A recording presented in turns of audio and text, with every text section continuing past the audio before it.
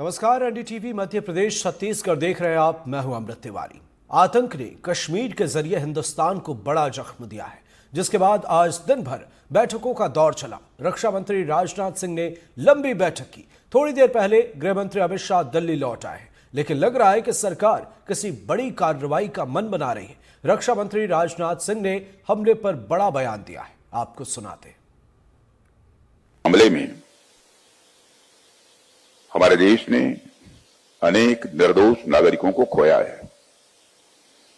इस घोर अमानवीय कृत्य से हम सभी गहरे शोक और दर्द में हैं। सबसे पहले मैं उन सभी परिवारों के प्रति अपनी गहरी संवेदना व्यक्त करता हूं जिन्होंने अपने प्रियजनों को खोया है। इस दुखद समय में दिवंगत आत्माओं की शांति के लिए मैं परमात्मा से प्रार्थना करता हूं। यहां मैं भारत के दृढ़ संकल्प को दोहराना चाहूंगा कि टेररिज्म के खिलाफ हमारी जीरो टॉलरेंस की पॉलिसी है। भारत का एक एक नागरिक इस कायरतापूर्ण हरकत के खिलाफ एकजुट है। मैं इस मंच से देशवासियों को आश्वस्त करता हूं, घटना के मद्देनजर भारत सरकार वो हर कदम उठाएगी जो जरूरी और उपयुक्त होगा, और हम सिर्फ उन लोगों तक नहीं पहुंचेंगे जिन्होंने इस घटना को अंजाम दिया है। हम उन तक भी पहुंचेंगे जिन्होंने पर्दे के पीछे बैठकर हिंदुस्तान की सरजमी पर ऐसी नापाक हरकतों की साजिशें रची हैं। भारत एक इतनी पुरानी सभ्यता और इतना बड़ा देश है जिसको ऐसे किसी भी आतंकी गतिविधियों से किसी भी सूरत में डराया नहीं जा सकता। ऐसी हरकतों का जिम्मेदार और इसके जिम्मेदार लोगों को आने वाले कुछ ही समय में जोरदार तरीके से नजर आएगा। मैं देशवासियों को आश्वस्त करना चाहता हूं। पहलगाम में आतंकी हमला ऐसे समय हुआ है जब कश्मीर घाटी पर्यटकों से गुलजार थी और पर्यटन से जुड़े कारोबारियों के चेहरे खिले हुए थे, लेकिन इस हमले ने सब कुछ छीन लिया है। घोड़े वाले हों, टैक्सी वाले हों या फिर शिकारा वाले, सब निराश हैं। उनके सामने रोजी रोटी का संकट खड़ा हो गया है। देखिए रिपोर्ट। पहलगाम में पर्यटकों पर आतंकी हमला होता है। पर्यटक मारे जाते हैं, लेकिन बड़ी मार पड़ती है स्थानीय लोगों पर, जिनकी जीविका पर्यटकों पर निर्भर करता है। हमारे साथ कुछ घोड़े वाले भी हैं जो टूरिस्ट को लेकर इस पूरे इलाके की अगर वादी की बात करें वहां लेकर जाते तो बात। क्या नाम है आपका? गुलाम हुसैन सर। गुलाम हुसैन जी सर। तो जिस तरह की घटना हुई है, क्या कहेंगे आप? बहुत दुख की बात है सर। हमारा धंधा इसी पर चलता था, हम टूरिस्ट को लेके जाता था, हमारा बाल बच्चा चलता था, इस पे हमारा रोजगार चलता था, वो सब खत्म हो गया। बहुत दुख की बात है। और आपका क्या नाम है? मोहम्मद यूसुफ सर। तो आप लोग का धंधा जो है, जो पर्यटक जो आते थे उनको लेके इन्हीं घोड़ों पर लेके आप ऊपर जाते थे, कितना कमा लेते थे? 1000-1200 के करीब होता था एक दिन का घोड़े का। तो जी मतलब उसमें खर्चा वर्चा निकाल के ये समझो कुछ 800-900 रुपये बच जाते थे। और अब जब हमला हुआ उसके बाद तो सब सत्यानाश हो गया। यहाँ पे कुछ भी नहीं। यहाँ पर मतलब ये उनके ऊपर हमला नहीं, ये सीधे हमारे मतलब बाल बच्चों पर हमला हुआ है। अगर उनके बदले हमारे मतलब खानदान पर हमला करते, हमारे बाल बच्चों पर हमला करते, हमको इतना दुख नहीं होता था। आंखों में आंसू है, मर बह नहीं पाते हैं, क्योंकि पूरे हम खुश हो गए हैं, अंदर से खाली पड़े हैं। हम अपना दुख सुनाए तो किसको सुनाएंगे? ये मेहमान लोग आते थे यहाँ पर एज ए गेस्ट, हम इनको मतलब भगवान की तरह पूजा करते थे इनकी, मगर इन्हीं पर हमला, निहत्ते लोगों पर हमला, ये कोई इंसानियत है? ये शर्मसार है। आपका क्या नाम है? आशिक हुसैन सर। आसिक हुसैन। हाँ जी। आसिक, जिस तरह के आतंकियों ने हरकत किया है, बेकसूर जो पर्यटक लोग यहाँ घूमने के लिए आते थे, जी, और यहाँ पर कुछ आप लोग की भी आमदनी हो जाती थी, आपके घोड़े पर बैठते थे। हाँ जी सर, हर दिन आते थे, बैठते थे। आप समझो, मैंने भी 2-5-8 साल से ऐसे ही टूरिस्ट देखा था, बहुत आ रहा था। अब इस साल तो हमको लगता कुछ भी नहीं है। लगता है इस साल हमको खाने को भी नहीं मिलेगा कुछ। ऐसा बात हो रहा है सर। उससे जो पैसा मिलता था उसी से आप लोग का घर परिवार चलता था? हाँ, घर परिवार सब बाल बच्चे उनकी पढ़ाई वगैरह जो भी मतलब खर्चा पड़ता था उसी से निकलता था। और अब अगर और कोई और कई जरिया नहीं हमें मतलब आमदनी का, इनकम की कोई मतलब जो भी थी वो यही टूरिस्ट पर डिपेंड करती थी। तो अब ये संकट आ गया कि खुद भी क्या खाएंगे और घोड़े को भी क्या खिलाएंगे? वही बात है सर, क्या खाएंगे, इसको क्या खिलाएंगे। जब दिसंबर जनवरी आती तो इनको भी खाना लेके रखना पड़ता है। जब इनके पास होगा ना, आज तो हरियाली है तो कहीं भी जा सकता है, खा सकता है। जब विंटर आएगा तो उस टाइम क्या खिलाएंगे इन लोग। और जम्मू में पहले ही कई जिलों में आतंकी बड़े हमले होते हैं। कश्मीर में थोड़ी शांति बनी थी, उस शांति को आज अगर किसी चीज ने शटर किया, खत्म किया, वो ये आतंकी हमला है। जाहिर सी बात है भारत सरकार का जो इसका रिस्पॉन्स होगा वो इतना ही शदीद होगा जिस शिद्दत से ये अटैक किया गया, बेगुनाह को मारा गया, क्योंकि इसका जो इम्पैक्ट वो दिखाना चाहते हैं सिर्फ पहलगाम में नहीं, कश्मीर में ही नहीं बल्कि कश्मीर से बाहर इसका इम्पैक्ट दिखाना चाहते थे कि पर्यटक यहाँ न आए। और इस वजह से कुछ हद तक वो कुछ दिन के लिए कामयाब भी हुए कि पर्यटक यहाँ से भाग रहे हैं। यहाँ के होटलियर्स ने कहा कि वो 15 दिन मुफ्त उनको एकोमोडेशन भी दे सकते हैं। घोड़े वालों का कहना है कि वो बिल्कुल मुफ्त उनको सर्विसेज देंगे। और ये घोड़ा वाला है जो एक कत्ल हुआ इन्हीं कातिलों के हाथों, जिसका नाम है सैयद आदिल शाह। इसके घोड़े पे भी एक पर्यटक था जिससे मारा गया और उसने आतंकियों से लड़ा और जिसमें वो खुद भी मारा गया, वो यही पहलगाम का है, सैयद आदिल शाह। तो कुल मिला के लोग काफी ही गमगीन है, काफी ही दुख है उनमें, और वो सड़कों पे निकाल आए उस दुख का इजहार करने के लिए कि आतंक हमें कबूल नहीं, और इस तरह का जो अटैक है हम उनके खिलाफ लड़ने के लिए तैयार है। मंगलवार को जम्मू कश्मीर के पहलगाम में आतंकियों ने पर्यटकों पर हमला किया, जिसमें 26 पर्यटकों की मौत हो गई। जहां यह हमला हुआ वहां बड़ी तादाद में लोग मौजूद थे। उन्हीं में से एक शख्स वीडियो शूट कर रहे थे। इस वीडियो में पीछे गोली चलने की आवाजें आ रही हैं और चश्मदीद कह रहे हैं कि अब तो परमात्मा ही रक्षा करेंगे। सुनिए आप भी।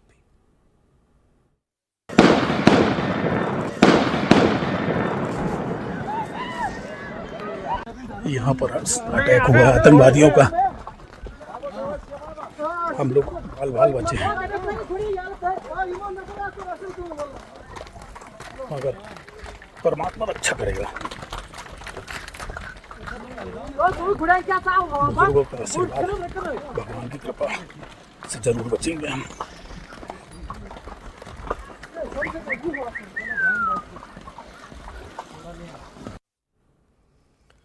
कश्मीर के पहलगाम घूमने गए रायपुर के व्यापारी दिनेश मिरानिया की आतंकी हमले में मौत की खबर के बाद उनके परिजनों पर दुख का पहाड़ टूट पड़ा है।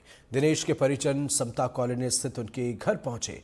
बताया जा रहा है कि दिनेश का पार्थिव शरीर आज रात तक रायपुर पहुंच जाएगा, जिसके बाद उनका अंतिम संस्कार किया जाएगा। परिजनों ने बताया कि सभी लोग दिनेश की मौत की खबर के बाद से गमगीन हैं।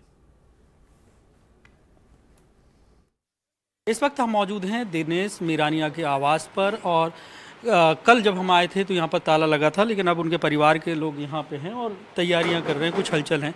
सर, आपका क्या नाम है? सुधीर अग्रवाल मेरा नाम है, मैं उनका दामाद लगता हूँ। दामाद लगते हैं जी? तो मतलब उनके बड़े भाई? हाँ, बड़े भाई का दामाद हूँ मैं। तो ये जब आपको कब ये की जानकारी लगी? कल शाम को 6 बजे जानकारी लगी। तो आज यहाँ पे क्या तैयारियां कर रहे हैं आप लोग? वही बस जो पार्थिव शरीर उनका लाया जाएगा तो उनकी अंतिम संस्कार की तैयारी है। आखिर और तो क्या बोलना आपको, तो सब कितने लोग परिवार में? 4 लोग रहते थे, चाचा चाची, दोनों बच्चे हैं उनके जी। हाँ, अच्छा। तो दिनेश जी के कितने भाई? दिनेश जी के 4 भाई हैं जी, हैं और तो 3 बड़े भाई हैं, ये सबसे छोटे थे। हाँ, कहाँ रहते हैं वो तीनों बड़े भाई? एक तो साथ में, एक अभी कल गए हुए हैं वहाँ। अच्छा, वहाँ गए थे? हाँ, और एक हमारे ससुर जी जो हैं वो अभी घर पे ही हैं, दूसरे घर पे हैं। और एक भाई वो रहे नहीं, वो 2-3 साल पहले ही एक्सपायर कर गए थे, कुछ ऐसे हार्ट अटैक से। तो रायपुर से कब गए थे दिनेश जी और किस? 20 तारीख को गए थे। 20 तारीख को जी। क्या कोई वहाँ पे से घूमने गए थे कि क्या कुछ और भी प्लान था? हाँ, मतलब वो पारिवारिक भागवत थी, वहाँ भागवत रखे थे? वो शायद जहाँ तक जम्मू में भागवत थी। जम्मू में भागवत। हाँ, और वहाँ से फिर ये पहलगांव कल घूमने चले गए थे। क्या उनके शादी की सालगिरह भी? हाँ, कल उनकी सालगिरह थी, तो उसी सिलसिले में बच्चों को लेके। अच्छा, बच्चों से बात हुई क्या भाभी आपकी, जो उनकी वाइफ है उनसे? हाँ, कल बात हुई। तो उन्होंने कुछ बताया आपकी? नहीं, वो तो उस समय तो अफरा तफरी का माहौल था, भागम दौड़ था। ये बताया कि बस हम 3 लोग सुरक्षित हैं, सेना के मतलब उसमें है कैंप में, चाचा का कुछ आता पता नहीं है, इतना बताए थे वो। लेकिन हाँ, तो आज क्या सूचना मिली है, कब लेकर आएंगे वहाँ पे? अभी वो 11:30 के आसपास जम्मू से दिल्ली शिफ्ट करेंगे बोल के इन्फॉर्मेशन मिला था। फिर दिल्ली से अब रायपुर का शाम तक देर रात तक रायपुर पहुंचेंगे बोल के खबर मिली है। अच्छा, आपका नाम क्या है? मैं Mahendra Kumar Bagdodia Chhattisgarh chamber of commerce से हूँ। बहुत ही दुर्गत घटना हुई है। आतंकवादियों ने जिस तरह एक चहपहरी को बना के, मतलब कि सभी लोग उधर घूम रहे थे पहलगांव में और बहुत पब्लिक इकट्ठा थी, सभी इंजॉय कर रहे थे। पब्लिक उस बाहर निकलने के लिए 5-5 फुट ऊंची दीवारें थी, कोई बाहर नहीं निकल पाया, सभी को वहाँ पर आतंकवादियों ने भून दिया। ये बहुत ही गलत बात है और इसकी निंदा हमारे देश के प्रधानमंत्री जी भी कर रहे हैं और उनका कहना भी है। वो अभी विदेश यात्रा सऊदी अरब गए हुए थे, वहाँ से यात्रा बीच में छोड़ के आए हैं और हमारे गृह मंत्री जी जम्मू में भी मौजूद है। और ये काफ़ी उनको सोचना नहीं चाहिए। 5 से 6 आदमी आतंकवादी थे, सभी पाकिस्तान के द्वारा ट्रेंड किए हुए आदमी थे और उनको छोड़ा नहीं जाएगा, चाहे कुछ भी हो। अंतिम समय तक हर हाल में प्रधानमंत्री, हमारे देश के प्रधानमंत्री नरेंद्र मोदी जी उनको सबक सिखा के रहेंगे। ये हमारे देश के लिए गर्व की बात है, पर हमारे रायपुर शहर के लिए बहुत ही दुर्घट घटना हुई है, इसको हम बर्दाश्त नहीं कर पा रहे हैं। अच्छा, ये बताइए कि दिनेश जी से आपकी मुलाकात होती थी तो? वो तो देखिए, अब समय के हिसाब से वो तो एकदम यंग थे ही। उनकी मिसेज अभी कॉन्सेंस में नहीं है, इतनी नहीं बात कर पा रही है। और 2 बच्चे इनके अभी जो जम्मू के अंदर में भागवत गीता होने वाली थी, उसी प्रोग्राम को अटेंड करने और अपनी शादी की सालगिरह मनाने गए थे। पर ये बहुत ही गलत हुआ है जो हुआ सो। बिल्कुल बेहद ही गमगीन माहौल है। दिनेश मीरानिया जी के आवास पर कल यहाँ पर ताला लगा था, लेकिन आज उनके परिवार के लोग आए और उनके जो दामाद हैं, बड़े भाई के दामाद हैं, वो उनका परिवार यहाँ पर आया, ताला खोला है और प्रशासन से उन्हें सूचना मिली है कि आज देर रात तक दिनेश मीरानिया की डेड बॉडी को यहाँ पर लाया जाएगा, उनके परिवार को लाया जाएगा। और जो सूचना उन्हें मिली है कि अभी जम्मू से दिल्ली के लिए उनके पार्थिव शरीर को रवाना किया गया है और देर रात तक उनके पार्थिव शरीर को रायपुर लाया जाएगा। रायपुर से कैमरा पर्सन प्रवीण साहू के साथ जुल्फिकार अली, एनडीटीवी। पहलगाम में हुए आतंकी हमले में इंदौर के रहने वाले सुशील नाथेनियल की भी मौत हो गई। सुशील इंदौर के MR10 के वीणा नगर में रहते थे। सुशील की मौत के बाद पूरे इंदौर शहर में गम का माहौल है। सुशील का पूरा परिवार फिलहाल कश्मीर में है। परिवार के मुताबिक आज शाम 5:30 बजे तक सुशील का पार्थिव शरीर कश्मीर से इंदौर पहुंच जाएगा। इंदौर के कलेक्टर भी सुशील के घर पहुंचे और उनके भाई से मुलाकात की। कलेक्टर के मुताबिक प्रदेश का प्रशासन पहलगाम से लोकल एडमिनिस्ट्रेशन के संपर्क में है। सुशील के परिजनों का इलाज चल रहा है। खुद सीएम डॉक्टर मोहन यादव इसकी जानकारी ले रहे हैं। जो भी घटना घटी है बड़ी दर्दनाक और हृदय विदारक है कि धर्म विशेष का एक तो अलगाववाद फैलाने के लिए पूछ के कि कलमा पढ़ोगे, जो कलमा पढ़ेगा वो बचेगा। चूँकि हमारा भाई कलमा नहीं पढ़ पाया तो उनको गोली मार दी गई और उनकी बेटी को भी, आकांक्षा को भी पैर में गोली लगी है। भारत सरकार, मध्य प्रदेश शासन इसमें पूरी गंभीरता से हमारा साथ है, पूरे परिवार के साथ है। और माननीय कलेक्टर महोदय, SD महोदया और हमारे विधायक महोदय जी पूरे इस मामले पे ध्यान रख रहे हैं। और सुनने में आया है कि शाम के 5:30 बजे हमारा भाई का पार्थिव शरीर इंदौर एयरपोर्ट पे आ जाएगा चूँकि एयरपोर्ट से यहाँ लाने में भी समय लगेगा और शाम रात हो जाएगी, तो संभावना व्यक्त करते हैं वो परिवार से बात करेंगे कि हम लोग कल सवेरे जल्दी उनकी जो विधि है अंतिम संस्कार की वो संपन्न करें। सोशल मीडिया के थ्रू ही मालूम पड़ा है, और क्या है घर पे कुछ फ़ोन भी आया था पड़ोस में, तब मालूम पड़ा कि सब स्थिति हो गई है। उनके पोते ने तैयारी की, फिर वो सेना में गए, और शायद इस तस्वीर की उम्मीद ना गांव वालों को थी, ना करनाल के लोगों की थी, ना उनके परिवार को थी, जो कुछ तस्वीरें आपके सामने हैं। लेफ्टिनेंट विनय नरवाल नेवल ऑफिसर थे। इससे पहले उन्होंने बीटेक की पढ़ाई की और बाद में वो नेवी में शामिल हो गए। कुछ दिन पहले उनकी शादी हुई थी और अपनी पत्नी के साथ वो पहलगाम घूमने गए थे, जहां पर आतंकियों से उनका सामना हुआ और आतंकियों ने उन 27 लोगों के साथ लेफ्टिनेंट विनय नरवाल को भी गोली मार दी। अंतिम विदाई देने के लिए करनाल का वो गांव जहां पर लेफ्टिनेंट विनय नरवाल का अंतिम संस्कार होना है उमड़ा हुआ है। बड़ी तादाद में लोग वहां पर उनको अंतिम श्रद्धांजलि और अंतिम विदाई देने के लिए पहुंचे हुए हैं। पहलगाम में हुए आतंकी हमले में 27 लोग की मौत हो गई थी, उसमें लेफ्टिनेंट विनय नरवाल भी शामिल थे, जिनकी शादी बमुश्किल कुछ दिनों पहले ही हुई थी। वो अपनी पत्नी के साथ पहलगाम घूमने गए थे और तभी आतंकियों ने उनको अपने निशाने पर ले लिया।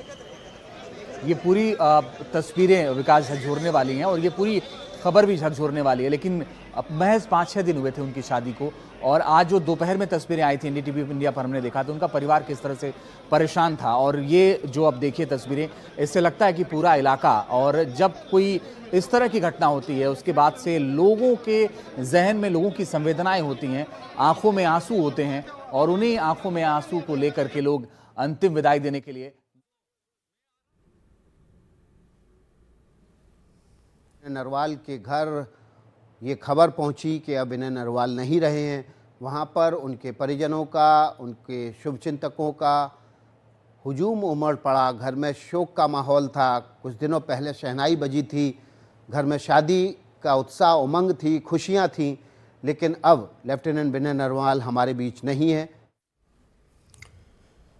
जम्मू कश्मीर के पहलगाम में हुए आतंकी हमले में जो हुआ वो बेहद खौफनाक था, लेकिन इस दौरान एक ऐसा परिवार भी है जो वहां आतंकियों के अटैक से बाल बाल बच गया। ये मनेन्द्रगढ़ चरमेरी का परिवार है, जिसमें 4 परिवार के 11 लोग शामिल हैं। 3 बच्चों समेत ये पूरा ग्रुप 18 अप्रैल को चरमेरी से जम्मू कश्मीर रवाना हुआ था और 21 अप्रैल को जम्मू कश्मीर पहुंचा। फिलहाल ये पूरा परिवार सेना के कैंप में सुरक्षित है। कश्मीर में के पहलगामा में मंगलवार को आतंकी हमला हुआ। चिरमिरी के 4 परिवार के 11 सदस्य फंसे हुए हैं। वहाँ 3 बच्चे भी हैं। गर्मियों की छुट्टियां मनाने के लिए गए हुए थे।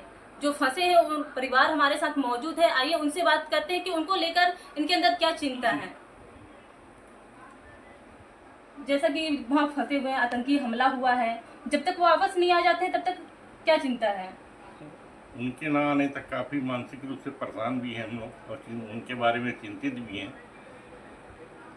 वैसे वहाँ से वे लोग निकल चुके हैं और अभी सेना के कैंप में श्रीनगर में रह रहे हैं। वहाँ से आने जाने की सुविधाएं भी सब बंद हो चुकी हैं। ना फ्लाइट चल रही है, ना ही सड़क मार्ग चल रहा है, क्योंकि सड़क मार्ग अवरुद्ध हो चुका है रामबन में वर्षा के कारण। जैसा कि आपका उनसे बात हो रहा है, जब आतंकी हमला हो तो कहाँ मौजूद थे? आतंकी हमला में एक बाग है, वहीं पर सब इकट्ठे थे। करीब 500-700 लोग थे वहाँ। इसी बीच पुलिस की वर्दी में 2-3 लोग आए और फायरिंग करने लगे। कैसे वापस आ रहे हैं? कब तक पहुँच जाएंगे? अब ये तो वहाँ की यातायात सुविधा शुरू होने पर ही हो पाएगा। या तो फ्लाइट से आ जाएंगे या अगर सड़क मार्ग शुरू हुआ तो उसके माध्यम से आएंगे। कहाँ रुके हुए हैं? अभी सेना के कैंप में श्रीनगर में रुके हुए हैं। जैसा कि वहाँ फंसे हुए हैं तो फिर सरकार को क्या पहल करना चाहिए? सरकार उनको सुरक्षित वापस लाने का, सुरक्षित वापस लाना के लिए पहल करना चाहिए, लेकिन सरकार भी अभी सड़क मार्ग को तो सुधार रही है। देखिए जल्दी सुधर जाए या फिर कल आ सकते हैं तो आएंगे, फ्लाइट अगर चालू हुई तो। जैसा कि बता रहे हैं काफ़ी चिंताजनक है। वापस आ रहे हैं, सेना जन मौजूद हैं, हमारे साथ और भी हैं मौजूद, उनसे बात करते हैं। जैसे कि वहाँ आतंकी हमला में फंसे हुए हैं, कैसे वापस आएंगे, कब तक आ जाएंगे? वहाँ जो हमारे परिवार के सदस्य फंसे हुए हैं, पूरा परिवार यहाँ चिंतित है। पूरे परिवार के साथ साथ पूरे चिरमिरी वासियों का भी चिंता उनके ऊपर है कि वो कब आएंगे, कैसे आएंगे। लेकिन अभी फिलहाल वो लोग सेना के कैंप में सुरक्षित हैं। भगवान से ही प्रार्थना है उनकी जान बची है और सुरक्षित अपने स्थान पर आए हैं। और ये उम्मीद करते हैं कि वहाँ जो सड़क मार्ग अवरुद्ध है या फ्लाइटें बंद हैं, शीघ्र गतिशील चालू हो जाएंगी और तत्काल हम सब के बीच में पुनः सभी लोग अपने परिवार के सदस्यों के साथ उपस्थित होंगे, तब हमारे मन को थोड़ा शांति मिलेगी। जैसे कि आपका बात हो रहा है, तो जब आतंकी हमला हुआ तो वो कहाँ मौजूद थे? वो आतंकी हमला जिस समय हुआ उसी पार्क में मौजूद थे। वो लोग सभी सब एक दूसरे के साथ खेल रहे थे, कूद एंजॉय कर रहे थे। इसी बीच इन आतंकियों का वहाँ हमला हुआ और सभी अफरा तफरी मच गई, सभी और सब जान बचाकर भागने लग गए थे। साथ ही एक हमारे जो भतीजा ये लक्की परासर है, उसकी मैडम, वो फंस गए थे आतंकियों के बीच में। उनको वहाँ के ही रहने वाले एक हमारे भाईजान जो यहाँ चिरमिरी में आकर कपड़े का व्यवसाय भी करते हैं ठंड के समय में, उन्होंने किसी तरह अनुनय विनय करके आतंकियों से उनको छुड़ाया और फिर नीचे लेके गए। इस तरह उनकी जान बची और सभी सुरक्षित पहुंचे। के कैंप में मौजूद हैं, जल्द ही वापस आ जाएंगे। एनडीटीवी के लिए चिरमिरी से फरीदा भगत की रिपोर्ट। पहलगाम में हुए आतंकी हमले को लेकर पूरे देश में आक्रोश का माहौल है। इस हमले के शिकार अलीराजपुर जिले के जोबट के निवासी सुशील भी हुए। सुशील अपने परिवार के साथ पत्नी का जन्मदिन मनाने पहलगाम गए थे, जहां आतंकियों ने गोली मारकर उनकी हत्या कर दी। इस घटना के बाद जोबट इलाके में मातम का माहौल है। साथ ही लोगों में आतंकी हमले के प्रति आक्रोश भी है।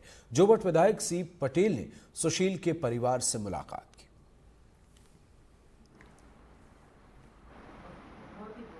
नथानियल की सबसे छोटी बुआ हूँ, सुसन नथानियल। और सुशील जो है अलीराजपुर LIC में ब्रांच मैनेजर की पद पे वो है कार्यरत रहे। और शनिवार को वो अपनी पत्नी और बेटा और बेटी के साथ वो टूर पे गए थे। और कल जब रात को मेरे पास मेरे छोटे भतीजे का फोन आया कि बुआ सुशील को आतंकवादियों ने गोली से ढेर कर दिया और उसकी डेथ हो गई है, ऐसी सूचना उसने मुझे दी। और ये भी बताया कि उसकी जो बेटी है उसको भी पैर में लगी है। छिंदवाड़ा जिले के रहने वाले नवीन पटेल भी आतंकी हमले के दौरान पहलगाम में मौजूद थे। इस हादसे के बाद नवीन का परिवार सहमा हुआ है। परिवार में नवीन के बेटे मंथन का कहना है कि उनके पिता जिप लाइन करने वाले थे, लेकिन हाइट और वजन की वजह से नहीं कर पाए और इस वक्त वहां से वे चले गए। पहला हमला उसी जगह पे हुआ। नवीन की मां का कहना है कि भगवान के आशीर्वाद से उनका बेटा सुरक्षित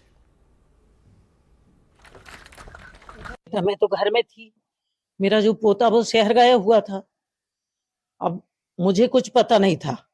मेरा जो बेटी का बेटा है दूसरे गांव में, वो आया, फिर उसने बोला कि नानी जी मामा कश्मीर में सेफ है और वहां हमला हो गया है। तो मुझे थोड़ा सा डर लगा, मैं घबराने लगी। तो बोले नानी जी बिल्कुल सेफ है मामा जी, मैं अब भी वीडियो दिखा रहा हूँ आपको, आप घबराओ मत। फिर उन्होंने वीडियो दिखाया मुझे, तो वो देख के मैं थोड़ी शांत हुई। और वहाँ से निकलने के बाद ही उन्होंने मुझे बता दिया था, डायरेक्टली तो नहीं बताए थे, इनडायरेक्टली बताए थे कि बेटा सब ठीक है, कोई दिक्कत नहीं है। उन्हें पता था ये चीज़ मेरे तक पहुँच जाएगी, तो उन्होंने पहले ही बता दिए थे कि मैं सेफ हूँ। तो फिर सही है, मतलब अभी तो पता लग रहा है उनके बारे में, बट अटैक भी बहुत बड़ा था, 26 लोग के करीब शायद वहाँ पर नहीं रहे। बट पापा किस्मत वालों में से थे जो वहाँ से निकल पाए सही वक्त पे, तो अभी वो सेफ है और कुछ ही दिन में घर भी लौट जाएंगे। अटैक हुआ आतंकवादियों का, हम लोग बाल बाल बचे हैं, मगर परमात्मा रक्षा करेगा। बुजुर्गों का आशीर्वाद, भगवान की कृपा से जरूर बचेंगे हम।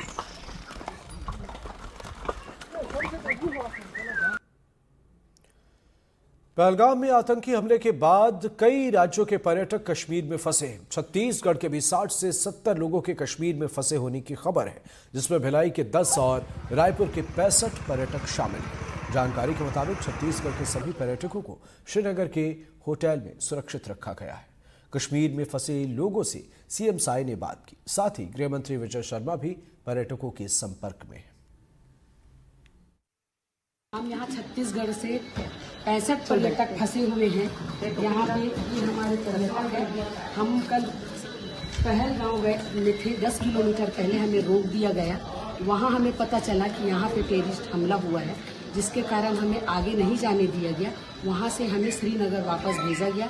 यहाँ हम एक होटल में रुके हुए हैं और आज कश्मीर बंद है, रास्ता बंद है, इसलिए हम यहाँ फंसे हुए हैं। हम यहाँ से निकल नहीं पा रहे हैं। ये हमारे सारे लिस्ट है जिसमें हम छत्तीसगढ़ से रायपुर और भिलाई मिला के 65 लोग हैं यहाँ पे। और हम शासन प्रशासन से अनुरोध करते कि हमें जल्द से जल्द यहाँ से निकालने की व्यवस्था की जाए।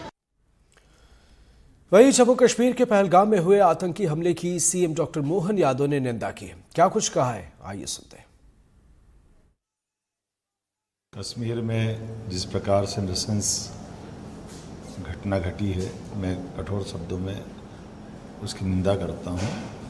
और यशस्वी प्रधानमंत्री के नेतृत्व में जिस प्रकार से हमारा कश्मीर पुनः फलने फूलने लगा था, पूरा वातावरण अनुकूल है। अभी दुश्मनों की निगाह में वो खटक रहा है, लेकिन ये भूल गए कि यहाँ दिल्ली में यशस्वी प्रधानमंत्री श्रीमान नरेंद्र मोदी जी की सरकार है और माननीय गृह मंत्री जी स्वयं इस पूरे मामलों पर गंभीरता से नज़र भी रख रहे हैं। और मैं मान के चलता हूँ कि इस दुख की घड़ी में हमको अपनी उस संवेदनाओं का, जिस घटना के दौर से हम गुजर रहे हैं, इसका सबको दुख भी है। मैं मृतक परिवारों के लिए भी बाबा महाकाल से कामना करता हूँ कि वो उनको संवेदना प्रदान करे और इस घड़ी में हमको सब्र से भी काम लेना है। और एक छोटे से ब्रेक के लिए रुक रहे हैं, खबरें और भी हैं, चल लौटें।